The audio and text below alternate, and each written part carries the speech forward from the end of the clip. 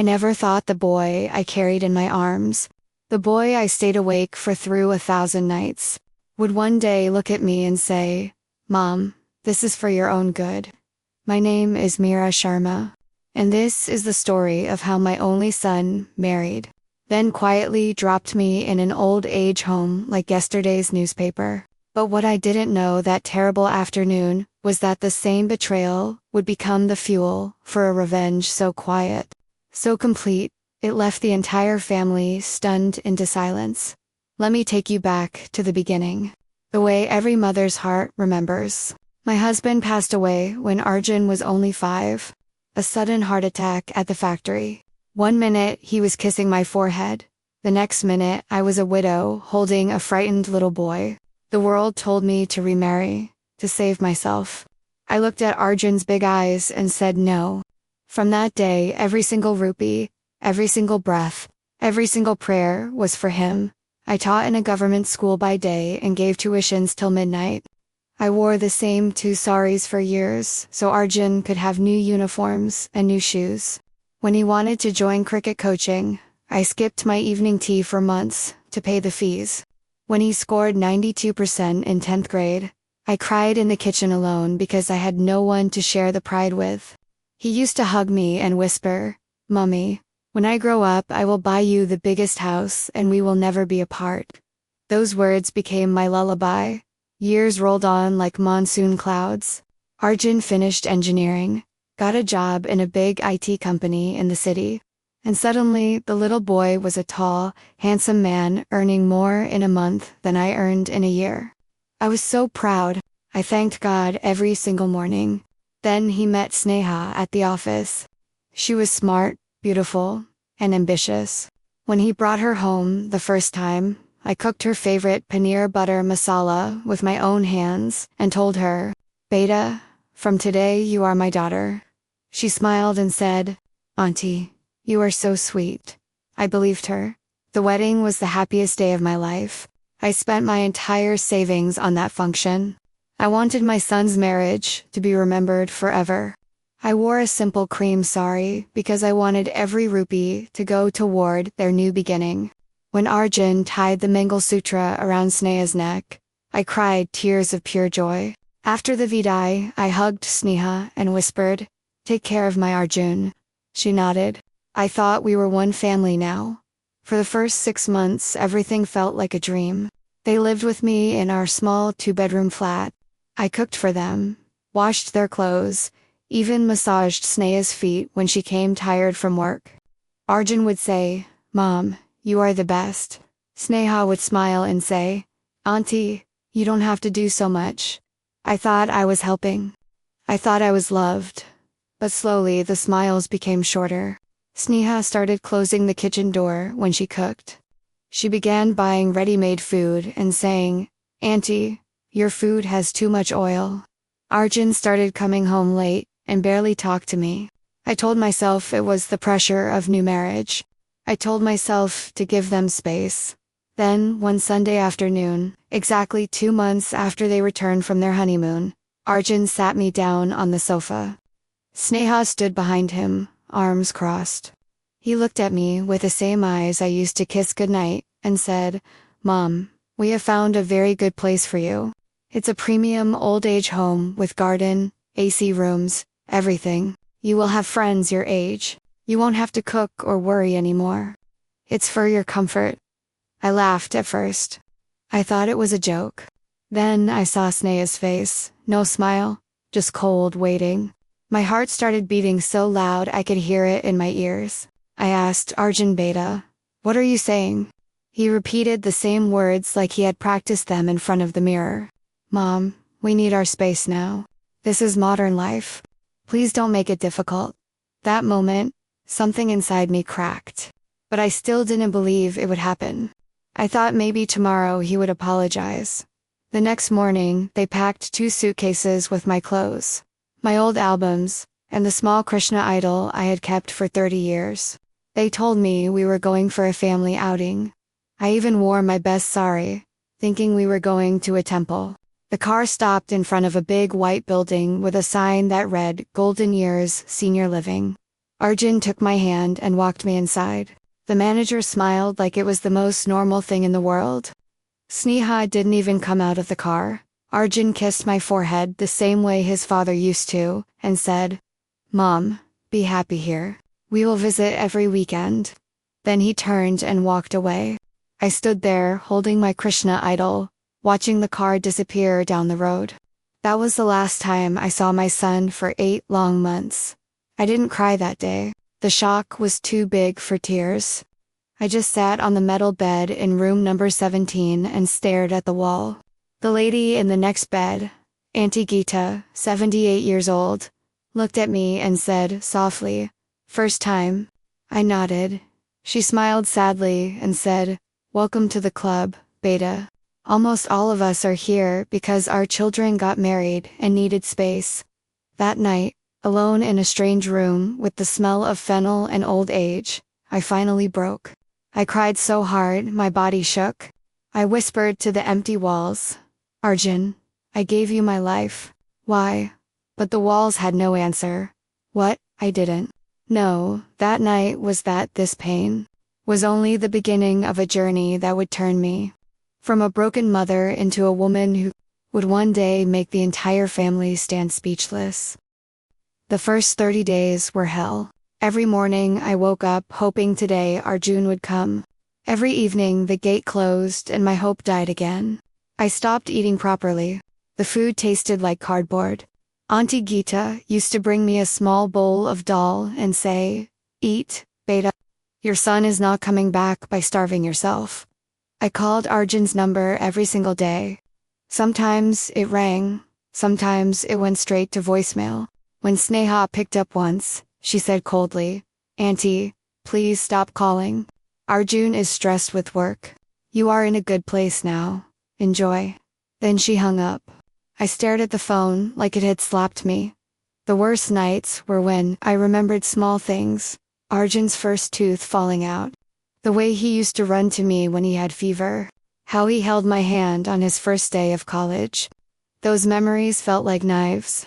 I used to sit on the veranda at night and talk to the moon. Did I do something wrong? Was I a bad mother?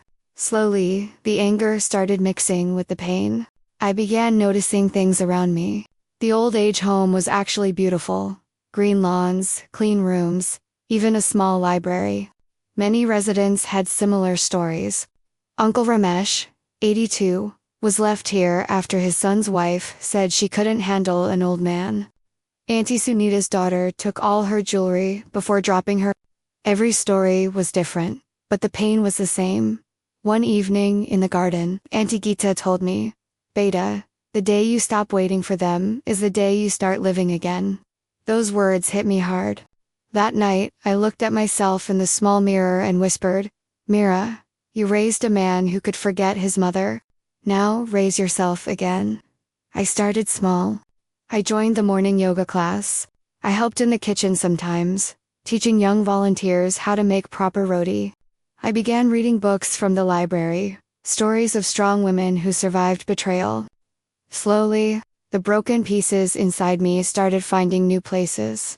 But the real turning point came on the day of my 63rd birthday. No call from Arjun, no message. Not even a happy birthday, Mom. I sat in the garden with a small cake the staff had brought and cried quietly.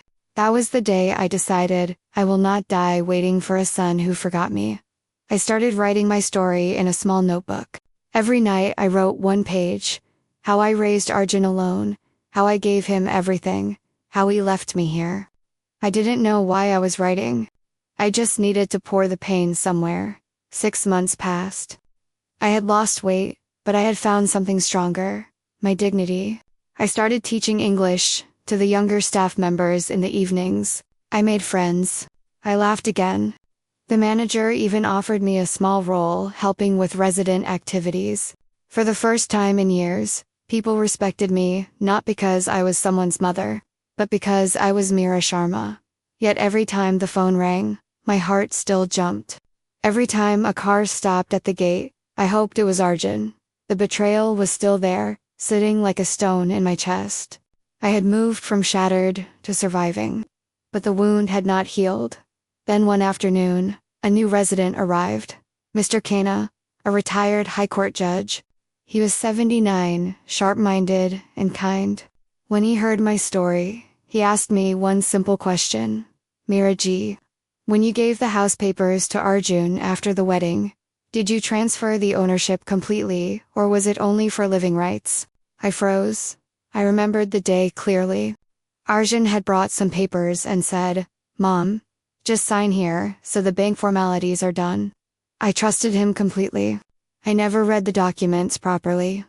Mr. Kana smiled gently and said, "Tomorrow, my lawyer friend is visiting. Bring your copy of the papers if you have any." That night, I couldn't sleep. For the first time in months, hope of a different kind entered my heart. Not the hope of my son returning, but the hope of justice. Mr. Kana's lawyer friend, Mr. Agarwal, came the next day. I showed him the only copy I had kept, the one with my signature. After reading for 10 minutes, he looked up and said, "Mrs. Sharma, congratulations. The property is still legally yours. Your son only has living rights, not ownership. You never transferred the title." My hands started shaking. All those years I thought I had given everything to Arjun, but because I never completed the final transfer papers, the house my husband built with his blood and sweat was still mine. Mr. Agarwal didn't waste time. Within 2 weeks, he sent a legal notice to Arjun and Sneha. The notice was polite but clear. They had 30 days to vacate the house or face court proceedings. The day the notice reached them, my phone rang after 8 months. It was Arjun. His voice was shaking. "Mom, what is this? The lawyer says the house is yours. Please tell them it's a mistake. We have nowhere to go." I stayed calm. I said, "Arjun beta, the same way you left me with nowhere to go, now you understand how it feels?" Sneha snatched the phone and started shouting, "Auntie, you are doing this for revenge. After everything we did for you." I replied softly, "Sneha, I did everything for you. You both did nothing for me." Now the truth has spoken. The news somehow reached the local newspaper through Mr. Kana's grandson, who worked as a journalist. The headline read, "Successful IT engineer abandons mother in old age home. Property now reclaimed." The story went viral in our city. Old neighbors, my ex-colleagues, even Arjun's office people started calling me. Everyone was stunned. Arjun and Sneha had to leave the house within 30 days. They stayed in a small rented room. Arjun's office gave him a warning because clients started asking questions. Sneha's family also distanced themselves. For the first time, my son tasted the loneliness I had lived with. One rainy evening, Arjun came to the old age home gate. He was drenched, eyes red. He fell on his knees and cried, "Mom, I am sorry. Sneha forced me. Please forgive me. Take the house back, but don't leave me like this." I looked at the boy I once carried in my arms. My heart still ached, but it was no longer broken. I helped him stand up and said, "Arjun, I am not taking revenge by throwing you on the street. I have already told the lawyer to give you 6 months to find a new place. After that, the house will be turned into a trust for other mothers like me who were abandoned." He cried harder, "Mom, please come back home." I smiled and said, "Beta, this is my home now. These people here became my family when my own blood left me." I didn't shout. I didn't insult. My revenge was simple, quiet, and complete. I took back what was mine without hatred. And I gave my son the biggest lesson of his life. Today, I live peacefully in room 17. I teach, I laugh, I help others. Arjun visits every month now. He has changed. Sneha also apologized. But I have learned the biggest truth: respect cannot be demanded. It must be earned every single day. So if you are listening to my story today, remember this: children are not your property, and parents are not your burden. The day you forget the hands that fed you, the universe finds a quiet way to remind you. I was shattered. I was betrayed, but I rose. And that, my dear friends, is how my revenge stunned everyone, not with anger, but with dignity, truth, and a heart that finally found peace. Thank you for listening to my story. If it touched you, please remember to value your parents while they are still here. Because once they are gone, no amount of regret can bring them back.